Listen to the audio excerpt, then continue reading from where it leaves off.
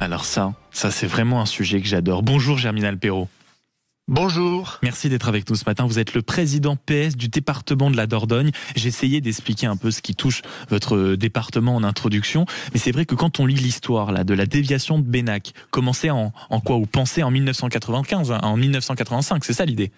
Oui, c'est ça. C'est ça. Et jamais achevé, on se dit que c'est quand même une histoire qui mériterait un documentaire dédié. Est-ce qu'en quelques mots, vous pouvez simplement nous refaire le film de ce projet quand même digne de l'Absurdistan Made in France? Oui, écoutez, c'est très facile à comprendre. Bénac, c'est un très beau village, c'est un des plus beaux villages de France, qui est traversé chaque année par des milliers de voitures et des centaines de camions. Pendant la saison estivale, ça va jusqu'à 12 000 par jour. Et le département, je n'étais pas président à l'époque, le département a prévu un contournement, tout simplement sur 3 kilomètres, comme ça se fait partout. Ce projet a évolué. Il a été modifié en 2017. Nous avons obtenu toutes les autorisations nécessaires de tous les organismes de l'État. On a eu un arrêté préfectoral, on a eu des avis favorables de la Commission nationale de protection de la nature, on a eu une lettre du Premier ministre Édouard Philippe qui nous dit « Monsieur le Président, vous pouvez faire vos travaux ». On commence les travaux et un an après, 11 mois après exactement, eh bien, au moment où il y a des piles qui sont construites au milieu de la rivière, au milieu de la Dordogne, eh bien, les travaux sont arrêtés. Et ça fera 7 ans que les travaux sont arrêtés au mois de décembre prochain. Donc c'est une situation... C'est une situation, allez-y, finissez. Mais c'est une situation incompréhensible pour les habitants. Personne ne peut comprendre que l'État autorise des travaux pour une collectivité, après des enquêtes publiques, etc., pour un an après les arrêter. Écoutez, le scandale de l'arrêt de l'autoroute Castres-Toulouse, c'est la même chose. Personne n'a compris, ça coûte des centaines de milliers d'euros, ça coûte même des millions d'euros à tout le monde, et pourtant ça existe. Et on est un pays... non pas de l'état de droit. Les gens considèrent qu'aujourd'hui, la France, c'est le pays des coups tordus.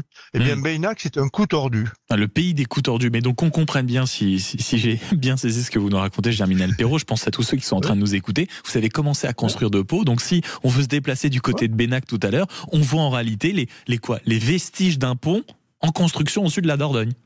C'est exactement ça. On a été autorisé tout à fait normalement à commencer des travaux. On a commencé à construire les piles de 2 ponts, en vérité, qui sont nécessaires au contournement du village.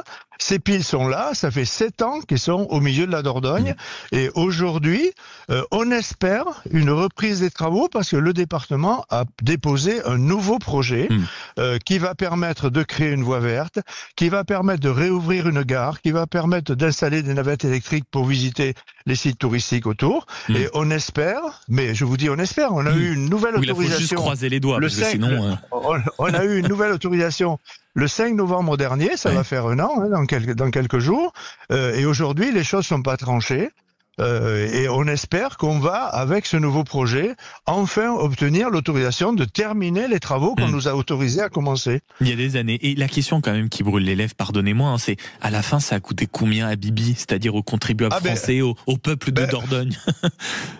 Ça aura coûté. Aujourd'hui, nous on a réalisé plus de 20 millions de travaux qui sont déjà réalisés. 20 millions. Il en faut, oui, c'est ça. Il en faut autant pour terminer.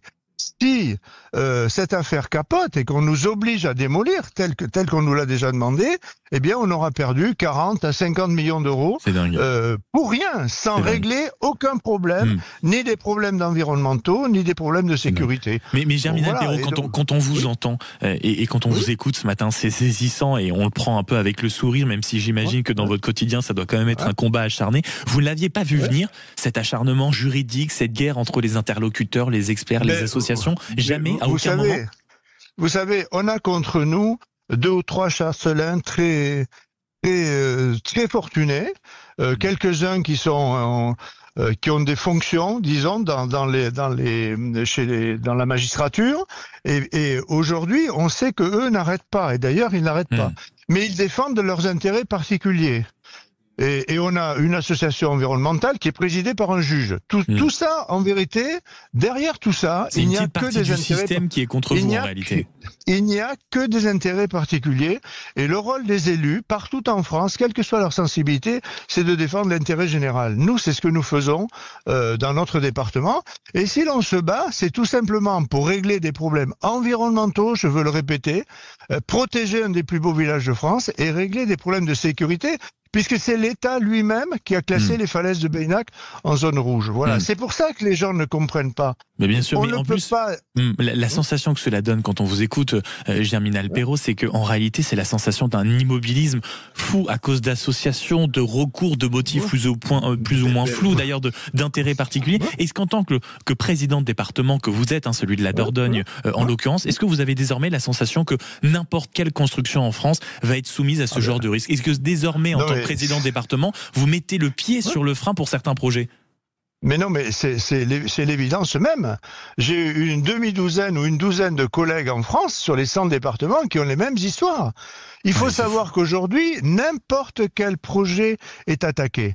Et les associations qui n'arrivent pas à se faire élire et qui ne peuvent pas peser sur la démocratie par la démocratie représentative, c'est-à-dire en se présentant devant les électeurs, elles ont trouvé la combine. Il suffit de trouver des bons avocats, il suffit d'avoir de l'argent, et à ce moment-là, on peut tout bloquer en France. D'ailleurs, regardez ce qu'ils demandent.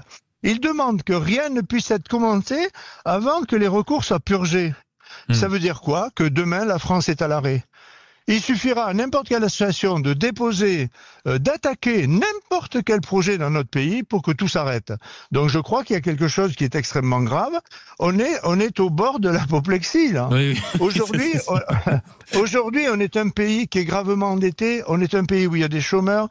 On est un pays où 10 millions de personnes vivent en dessous du seuil de pauvreté. Et on est en train d'organiser le gaspillage de l'argent public. Je crois que ça, c'est pas tolérable. Et il faut redonner... Mais il faut aujourd'hui réussir à faire en sorte que la République puisse se faire respecter. Mais pour qu'elle puisse se faire respecter, il ne faut pas qu'elle donne l'impression qu'elle cède à des pouvoirs occultes. Et à toutes les intimidations.